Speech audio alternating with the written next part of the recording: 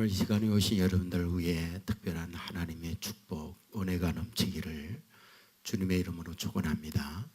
우리 앞뒤 좌우에 있는 분들 따뜻한 사랑의 마음으로 인사를 나눕니다. 주님의 이름으로 사랑하고 축복합니다.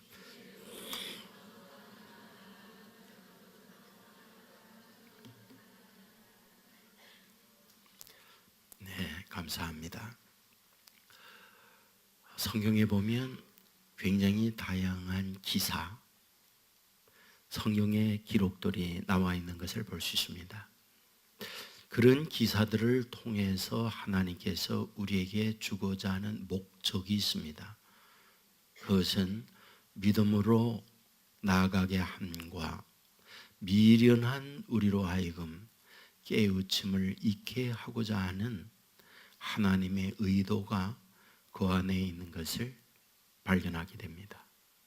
우리는 가데스 바네아에 이스라엘 백성이 왔을 때 모세가 각 지파에 능력 있는 대표자 한 명씩을 모집하는 것을 봅니다. 12명이 됐습니다. 그들을 가나안 땅에 보내면서 형편이 어떠한지 소위 정탐을 하고 오라고 보냅니다. 40일 동안 함께 다니면서 두루두루 현장을 목격하고 현장의 소리를 듣습니다. 그리고 돌아와서 백성들에게 자신들이 40일 동안 보고 느낀 사정을 보고하게 됩니다. 보고는 객관적 보고와 주관적 보고로 나누어지게 됩니다. 객관적 보고라 함은 그들이 사실적 현장을 이야기합니다. 나무가지 하나에 포도송이 하나를 메고 와서 이것이 그 땅의 농산물입니다. 그리고 이야기합니다. 그들이 살고 있는 성을 보았더니 난공불락의 견고한 성으로 되어 있습니다. 그리고 그 안에 머물고 있는 거주민들을 보았더니 그들은 거인입니다. 이것은 12명이 동일하게 백성들에게 보고한 내용이었습니다. 그러나 이에 다른 주관적 보고는 둘로 나누어지게 됩니다. 그 둘로 나누어진다 함은 10명이 인간적 이성에 의한 판단이었습니다. 그들은 거인이고 우리는 400년 동안 머슴과 노예 생활을 하면서 먹지 못하여 영양실족이었고 그러므로 그들과 단순 비교할 때 그들 앞에 우리는 메뚜기에 불과합니다. 거대한 성을 우리는 붕괴할 능력이 없습니다. 그러므로 못 갑니다. 이것은 어떻게 생각하면 이성에 판단된 합리적 그들의 결정이라고도 할 수 있습니다. 그런데 여호수아 갈렙 두 사람은 이야기하죠. 그게 사실이다 하지만 갈 수 있다라고 말을 합니다. 놀라운 사실이 있죠. 인간적 합리적 판단에 의해서 그 땅은 못 간다고 했던 그들은 광야에서 죽어요. 인간적 합리적 판단으로 못 갈 수 있는데 간다고 말했던 여호수아 갈렙 두 사람은 그 땅에 들어갑니다. 이러한 말씀을 통해서 우리에게 어떤 메시지를 주려고 하는 걸까? 때로 인간 삶에 언제나 합리적 이성으로만 되어지는 것만이 아니다. 때로 하나님께서는 그 이성을 넘어선 초자연적 능력으로 역사한다. 이것을 보여주려는 것, 이것이 성경이라고 믿습니다. 여러분, 오늘 본문은 바로 그 부분을 얘기하고 있는 겁니다. 본문 1절은 이렇게 시작합니다. 안식일이 다 지나고 안식 후 첫날이 되리는 새벽에 막달라 마리아와 다른 마리아가 무덤을 보려고 갔더니, 이 말의 배경은 예수님께서 장사를 지내고 난 이후 3일이 지났습니다. 안식 후 첫날에 두 여자가 무덤에 갑니다. 왜 갔을까요? 그 간 이유를 누가복음 24장 1절에 말합니다. 안식 후 첫날 새벽에 이 여자들이 그 준비한 향품을 가지고 무덤에 가서, 우리도 장례를 치르면 사모제라는 게 있습니다. 3일째 되는 날 모신 그 매장지에 가서 여러 곳을 살피고 돌아옵니다. 유대인의 장례법에도 3일째 되는 날 그 무덤을 찾아가서 우리와는 다른 것을 합니다. 그 시신에 향품을 바르는 일을 합니다. 그런데 그것을 누가 하고 있느냐? 오늘 본문은 막달라 마리아, 또 다른 마리아가 가고 있다. 성경은 그렇게 기록하고 있습니다. 근데 우리가 이 말씀을 보면 단순하게 예수님의 시신에 향품을 바르기 위한 여인들의 헌신이로구나, 이렇게 생각을 할 수 있지만, 사실은 그것은 어떻게 생각하면 무모한 그들의 결정이다, 이렇게 생각할 수 있습니다. 왜? 불가능한 도전을 하고 있기 때문에 그렇습니다. 그것이 왜 불가능한가? 사실 성경은 어떻게 말하고 있느냐? 성경을 보면 이렇게 말하고 있어요. 그 앞에 커다란 돌로 예수님이 장사 지낸 무덤을 막아놓고 있다는 것이죠. 여러분, 우리의 장례법과 그들의 장례법은 다릅니다. 우리는 내장 문화지만 그들은 동굴에 시신을 안치하고 그 동굴 문을 거대한 돌문으로 막아놓습니다.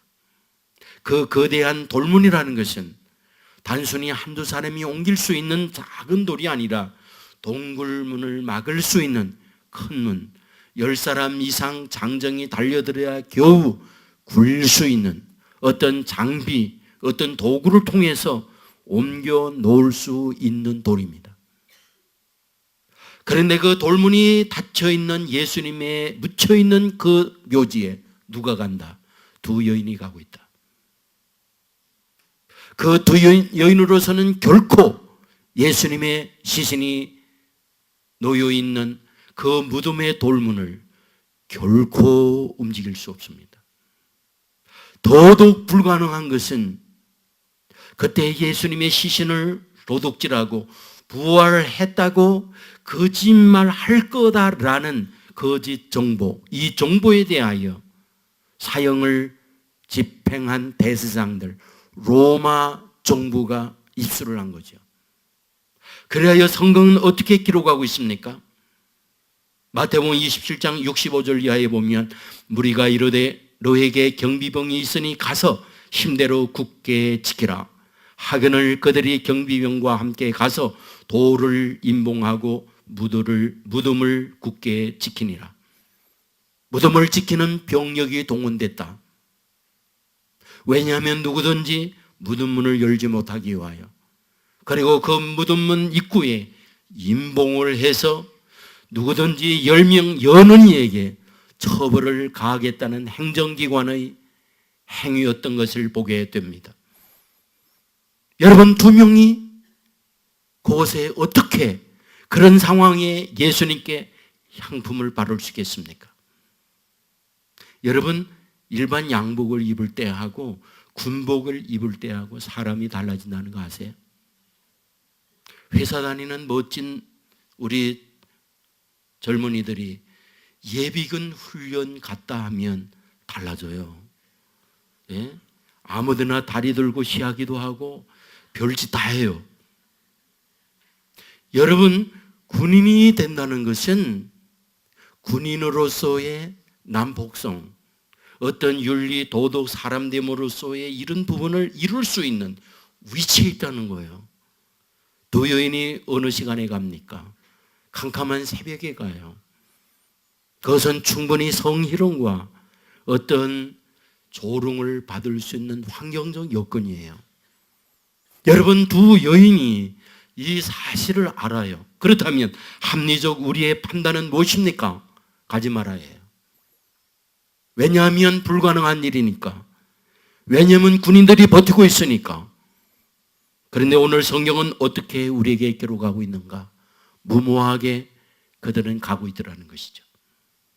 여러분, 여기에서 우리에게 어떤 부분을 말씀하려고 하는 걸까?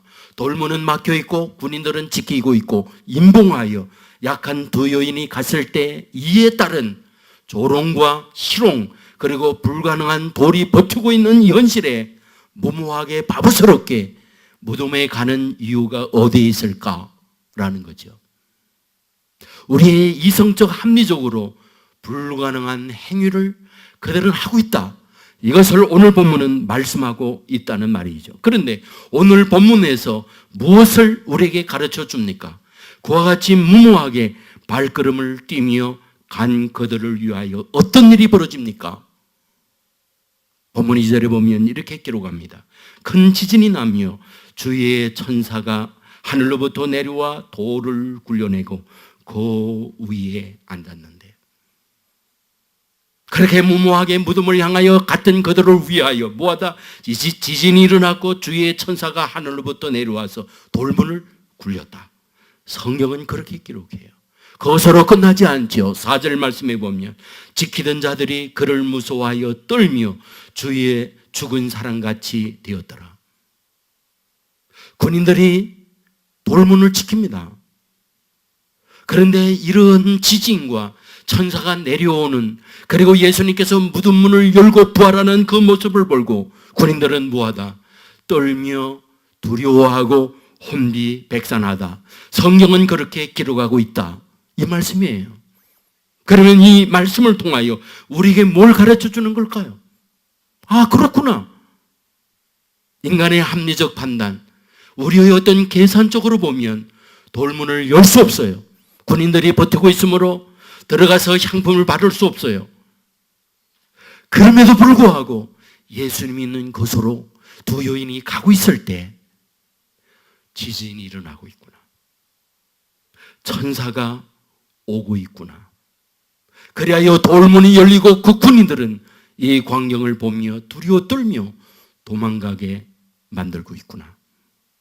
이것이 오늘 본문을 통하여 우리에게 주고 있는 사실이라는 거죠. 여러분, 저는 여러분에게 부탁합니다.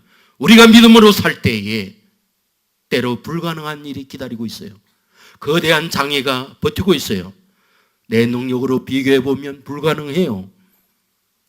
나의 앞에 버티고 있는 장애는 거대한 돌문이 막혀 있어요. 방해하는 대적들이 군대를 이루어서 버티고 있어요. 이것은 사람의 생각과 사람의 이성으로 보면 중도에 포기하는 게 좋아요. 미리부터 알아서 결정하고 포기하는 게 지혜예요. 그런데 두 여인은 미련스럽게 가요. 그런데 미련스럽게 가는 그들을 위하여 하나님의 기적의 능력을 이루어내더라. 바로 이런 은혜가 저와 여러분 가운데 임하기를 주의 이름으로 축원합니다. 그런데 이 말씀을 보면서 여러분에게 드리고 싶은 아주 소중한 것이 있다라는 거예요. 언제 지진이 일어나고 있지? 언제 천사가 내려오고 있지? 라고 하는 거예요.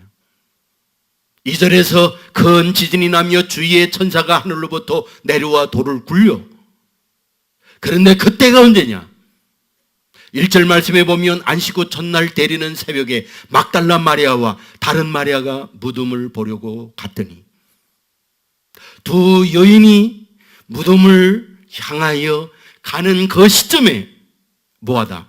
우리의 하나님께서 그 시간에 큰 지진이 일어나게 하고 있더라. 무덤을 향하여 가는 그 시점에 천사들이 내려와서 그 돌문을 굴려내고 있더라. 두 여인이 그 무덤을 향하여 가는 그 시점에 이러한 기적의 능력을 보고 예수님이 무덤 권세 이걸 무너뜨리고 부활하여 나오더라. 그러므로 이 모습을 보았던 군인들이 혼비백산하여 떨고 두려워하게 만들고 있더라. 그렇다면 무엇일까요? 우리 하나님께서 이러한 여인 무모하게 예수님을 향하여 갈 때 그것을 바라보고 계셨구나. 이것을 보여주고 있는 말씀이라고 하는 거예요. 여러분, 여기에 나오는 막달라 마리아 어떤 여인입니까? 어떤 여인? 누가복음 8장 2절에 보면 또한 악귀를 쫓아내심과 병고침을 받은 어떤 여자들 곧 7 귀신이 나간 자 막달라인이라 하는 마리아. 제가 신학교 다닐 때에 학교 정문에 한 40대 후반 되는 여자분이 언제나 학생들 등교하는 시간에 구구를 해요. 우리 신학생들은 그 여인을 향하여 막달라 마리아라고 했어요. 왜? 언제나 달려와서 막달라 이렇게 얘기하니까 막달라 마리아 이렇게 우리는 그분을 불렀어요. 그분이 얼마나 영리한지 몰라요. 전도사님, 항상 전도사님이라고 그래. 신학생이니까. 자비를 베푸세요. 이렇게 얘기해요. 그래서 우리는 언제나 그분이 떴다 하면 굉장히 힘들어요. 자비로운 모습으로 와서 막 달라! 이렇게 하니까 힘든 시간들을 보냈던 기억이 있어요. 여기 막달라 마리아. 마리아는 이름이고 막달라는 동네 이름이에요. 막달라에 사는 마리아. 이 여인이에요. 7 귀신이 들렸어요. 무슨 뜻일까요? 가정에서 포기했다는 말이죠. 무슨 뜻일까요? 사람 구실할 수 없는 여인이었다 이 말이죠. 그런데 놀라운 사실은 예수님은 이 여인을 아셨어요. 모두가 다 머리를 돌릴 때 예수님은 이 여인을 찾아가서 여인의 귀신을 쫓아내요. 그리고 건강한 몸을 회복하게 됩니다. 그때부터예요. 이 여인은 어떻게 됐을까? 성경을 보면 마태복음 27장 26절에 이렇게 기록해요. 그 중에 막달라 마리아가 있더라. 그 중에 막달라 마리아가 있더라고 성경이 기록해요. 여기에 말씀의 배경이 어디일까요? 예수님께서 고문을 당하고 못을 박히는 골고다 그 현장, 십자가 아래에 있는 여인들을 얘기하면서 그곳에 막달라 마리아가 있더라고 해요. 이어서 마태복음 27장 61절에 보면 거기 막달라 마리아와 다른 마리아가 무덤을 향하여 앉았더라. 아리마대 요셉의 무덤에 예수님이 장례예요. 골고다 언덕에서 예수님이 십자가에 못 박혀 돌아가시고 매장지에 있는 장례 현장으로 예수님의 시신을 옮겨와요. 그 무덤을 향하여 앉아있는 사람이 누구? 막달라 마리아가 있더라. 성경은 그렇게 기록해요. 여러분 오늘 본문에 무엇입니까? 새벽 미명에 3일째 될 때에 예수님의 시신에 향품을 바르기 위하여 그곳에 갈 때 간 사람이 누구다? 막달라 마리아였더라. 그렇다면 우리에게 무엇을 가르쳐 주는 걸까요? 예수님으로 인하여 은혜를 받고 병의 치유를 받고 난 이 막달라 마리아, 주님을 위한 헌신의 여인이었다는 걸 말해줘요. 향품을 가지고 갔다는 말 무슨 뜻인가요? 전날 향품을 준비했다는 말이죠. 그렇다면 무덤에 예수님은 갇혀있지만 지금은 어떠하다? 여인을 누구보다 예수님은 보고 계셨구나. 이것을 보여주는 말씀이라는 거죠. 고문을 당하고 어려움을 당하고 매질을 당하고 십자가에 못 박혀 돌아갈 때에 앞장서서 주님을 위하여 내 생명까지 바치겠다는 제자들과 열심히 있어 자기 앞에 얼굴을 비치던 수많은 사람들은 가버렸어요. 그런데 그 현장에 마지막까지 고문당하며 아파하며 함께 있던 여자가 누구다? 막달라 마리아. 주님은 그 여인을 보고 있었다는 거죠. 이제는 목숨이 끊어져서 매장지에 장례를 치러요. 그런데 그 자리에 따라간 사람이 누구였다? 막달라 마리아. 그 여인을 예수님은 알고 계시다는 것이죠. 무덤 안에서 장례를 치르고 그 안에 있어요. 그런데 새벽에 일어나서 향품을 가지고 자기가 있는 그 무덤을 향하여 발걸음을 내딛고 있는 이 막달라 마리아, 예수님은 보고 있다는 말이죠. 어쩌면 그 절체절명의 그 순간에 이 여인이 자기 무덤에 오는 그때에 지진이 일어나는 걸까요? 천사들이 내려오는 걸까요? 그리고 부활의 능력을 이 여인에게 제일 먼저 보이는 하나님의 의도가 무엇일까요? 주님은 알고 있는 거죠. 그 여인의 중심에 자기를 향하여 갖고 있는 그 아름다운 마음을, 돈이 막혀 있지만은, 군인들이 지키고 있지만은 불가능한 무모한 발걸음을 내딛고 있는 이 여인들을 위하여 주님은 뭐 하고 있다? 같이 하고 있다는 거죠. 여기에서 우리에게 뭘 말해주고 있는 것입니까? 우리 하나님은 중심을 보십니다. 때로 불가능한 일이 앞에 놓여 수 있어요. 인간의 이성과 사람의 비교적 판단으로 보면 불가능한 일이라고 포기할 수밖에 없는 상황을 만날 수도 있어요. 그런데 그때 우리의 중심에 어떤 생각을 갖고 있느냐는 것이죠. 그런 현실이라 할지라도 나는 부족합니다. 비교 속에서 무능합니다.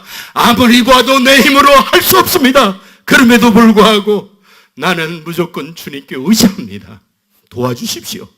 라고 하는 그 중심의 마음을 우리 주님이 헤아려 주시고 주님의 절대적 절명의 순간에 지진이 일어나게 하고 그리고 천사들을 보내고 그리하여 거대한 돌문을 열어주시고 그리하여 버티고 있는 군인들로 하여금 두려운 공포를 떨게 하여 혼비백산하여 물러가게 하는 이 놀라운 기적의 역사를 오늘도 변함없이 주의 백성들에게 이루어 준다고 하는 것 믿으시기를 주의 이름으로 축원합니다. 우리에게 이 믿음이 있다면, 우리에게 이 믿음이 있다면 이러한 우리의 믿음을 주님은 헤아립니다. 그리고 그 믿음을 가지고 있는 주의 자녀들 속에 절체절명의 그 순간 지진이 일어나게 만들고 천사들을 보내주시고 돌문을 열어주시고 대적들을 두려워 떨며 주의 백성 앞에 도망가게 하는 역사가 있다는 걸 믿으시기를 주님의 이름으로 축원합니다. 우리는 말씀을 보면서 얼마든지 그런 말씀을 보지 않나요? 모세가 세상을 떠난 이후 하나님은 여호수아에게 내가 이 백성을 끌어가라 사명을 줍니다. 그는 생각했어요. 무능하다는 사실. 그는 생각했어요. 경험이 없다는 사실. 그는 생각했어요. 앞으로 가야 할 그 앞날은 너무 캄캄하고 놓여 있는 대적들은 너무 거대하다고 하는 것. 그는 그리하여 손을 들었어요. 할 수 없다고. 그때 하나님께서 말씀합니다. 두려워하지 마라. 놀라지 마라. 모세가 내가 함께하여 했던 것처럼 너와도 함께할게. 그리고 네가 어디를 가든지 내가 너를 떠나지 아니할게. 이 말씀을 하세요. 여러분, 제일 먼저 하나님께서 이러한 여호수아에게 준 미션, 그게 뭡니까? 범람한 요단강, 물이 철철 흘러 넘치는 그 요단강을 향하여 그냥 들어가라는 거예요. 홍해가 갈라져서 육지가 되었기 때문에 그 가운데로 통과하라, 그 말씀이 아니에요. 홍수가 나여 강물이 가득 차 있는 그곳으로 그냥 들어가라는 거예요. 익사입니다. 죽음입니다. 성경은 어떻게 말합니까? 정말 무모하게 그 안으로 들어갔어요. 정말 어리석게 그냥 들어갔어요. 그때 흐르는 물은 중단됐어요. 그리고 그 강을 건넜어요. 두 번째로 주어진 미션이 무엇입니까? 그것을 요리고 함락을 하게 될 때에 하루에 한 바퀴씩 돌아라. 그리고 7바퀴 7째 날 돌고 함성을 지르라는 겁니다. 사람의 이성적 판단으로 보면 바보예요. 난공불락의 성이 돌면 무너집니까? 난공불락의 성이 돌면 붕괴됩니까? 불가능한 것, 사람의 생각으로 안 되는 것, 여호수아 그들은 그 말씀대로 해요. 하루에 한 바퀴씩, 그리고 7째 날 7바퀴를 돌고 함성을 지르게 될 때에 금도 가지 않던 그 성이 모래성처럼 순식간에 무너져 내렸어요. 여러분, 우리에게 무엇을 말해주고 있습니까? 살아가면서 불가능한 일 얼마든지 있다. 그러나 믿음으로 묵묵히 가면 하나님은 역사한다. 그러한 너의 믿음 보시고 불가능한 장애 물리쳐 주시고 너를 힘들게 하는 어떤 대적들 하나님이 미리 손보아 준다. 이것을 우리에게 보여주는 말씀이 아닌가요? 우리 교회에서 와서 부흥했던 강용호 박사님 간증 여러분이 지금도 기억하리라고 봐요. 양평 문오리가 고향입니다. 어릴 때부터 문오리 교회에서 신앙생활을 했어요. 아버지는 일찍 세상을 떠나고 자기가 중3 때 축구하다가 공에 맞으면서 시력을 잃어요. 여기에 속고받은 어머니 돌아가셨어요. 누나와 자기와 남동생 여동생 4남매가 남았어요. 고아입니다. 아이들을 돌보기 위하여 누나가 동대문 봉제 공장에서 일을 했어요. 약한 몸에 먼지를 마시면서 폐기력이 왔어요. 각혈을 하고 거듭하여 고생하다가 누나마저 세상을 떠났어요. 3남매 고아가 남았습니다. 시력을 잃은 어린 강용우는 문오리 교회에서 기도했어요. 하나님, 눈뜨게 해달라고. 그래야 내 동생들을 돌본다고. 그런데 하나님은 그 기도를 듣지 않았어요. 갈 곳이 없던 그들은 남동생을 영동보 철공소에 보내고 여동생을 고아원에 보내고 자기는 맹학교에 가면서 그렇게 통곡을 했어요. 땅을 치면서 울었어요. 그런데 그때 간증한 게 뭔지 아십니까? 만일 그때 하나님께서 자기의 눈을 열어주었더라면 나는 어떻게 됐을까?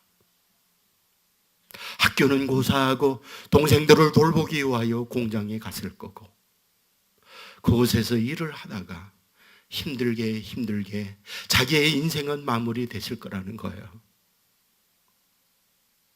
하나님의 침묵이 정말 야속하게 보였지만은 그러나 하나님은 자기를 백악관에 차관보를 올려주고 두 아들 안과의사 변호사 되게 하고 동생들을 다 미국으로 이민 오게 해서 그 조카들을 과학자 또는 안과의사 그 외에 변호사를 만드는 축복을 허락해 주었다고 간증을 해요. 그러면서 그분이 하는 말, 그런 환경에 있었지만 그런 여러 가지 아픔 환경에 있었지만 주님을 향하여 나가는 믿음 변치 아니하고 묵묵히 걸어왔었다고. 바로 이것을 우리 주님은 바라보고 있던 거죠. 우리 주님은 알고 있던 것이죠. 그리하여 걸음걸음 혼자인 것 같았는데 주님은 길을 열어주었고 사람들을 만나게 해주었고 앞에 놓여 있는 무덤의 문도 열어주셨고 대적하는 군인들도 물리치면서 오늘의 이런 열매를 거두게 해주었노라고 고백하는 것을 기억하실 거예요. 저는 여러분에게 부탁을 드려요.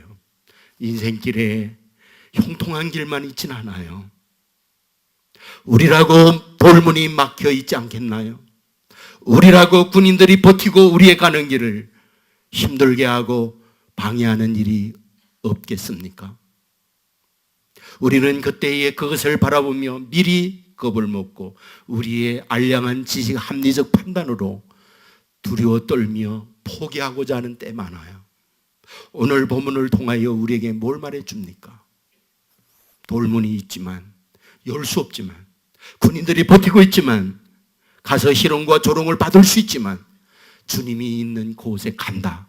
그리고 두 여인은 가요. 주님은 그 두 여인을 아픈 마음으로 보고 있는 거죠. 저들이 어떻게 미련스럽게 올까? 그런데 오는 그 여인을 주님은 눈여겨보셨어요. 그리고 그 결정적 그 시간, 그 타이밍에 지진이 일어나게 해요. 천사들이 와서 돌문을 열어요. 그리고 지키고 있던 군인들로 하여금 공포두려움에 떨며 혼비백산하게 하여 그 부활의 능력을 이 여인들로 하여금 경험하도록 만들어 주었어요. 예언의 이 축복 저와 여러분을 위하여 기대하고 준비하고 있다는 사실을 믿으시기를 주의 이름으로 축원합니다. 우리에게 이 믿음을 가지고 주님께 향한 변함없는 믿음으로 가면 내 생각, 내 판단으로 보면 장애를 물리칠 수 없는 나약한 존재라 할지라도 주님께로 향하여 갈 때 전능하신 주님 저와 여러분을 보시고 돌문 열어줄 줄 믿습니다. 천사들을 보내서 대적하는 대적들을 물리치고 주의 영광스러운 축복으로 인도해 주실 줄 믿습니다. 예언의 축복을 누려 사는 저와 여러분 되기를 주의 이름으로 축원합니다. 기도하겠습니다.